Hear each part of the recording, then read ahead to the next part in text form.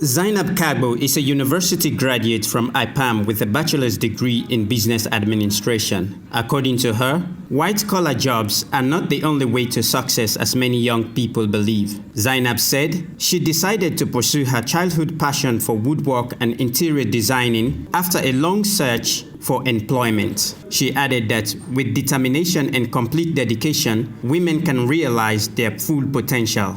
I see myself as an inspiration to young girls out there. I'm presently in contact with 10 girls. Some are graduates from university with degree, just like me. They wanted to join me so badly, but due to location or space, I don't think I can employ them for now. But I intend to create a uniform for them in order for them to join me, because I'm presently working at home. I've made more than 15 beds and all my clients are okay with it. So the more I see my work, the more I feel proud. As a woman, I know how it feels to depend on a man, so I don't want them to feel the same thing.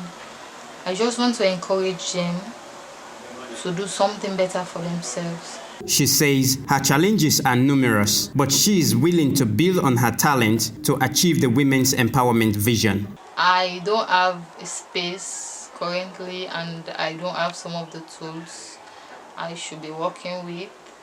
I'm in desperate need of space, so I want people out there to help me in any way they can. I need a sponsorship.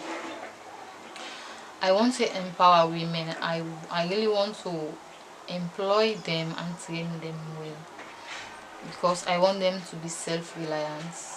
A woman should be an asset to the society and to their own too. I want them to bring something good to the table, and with that they can even boost the economy. It is evident that 21st century women are seeking to be industrious and to contribute in all aspects of development. Zainab's story proves that when given equal opportunities, women too can make a great difference in society. Salifu Cherno Kamara, AYV News in Freetown.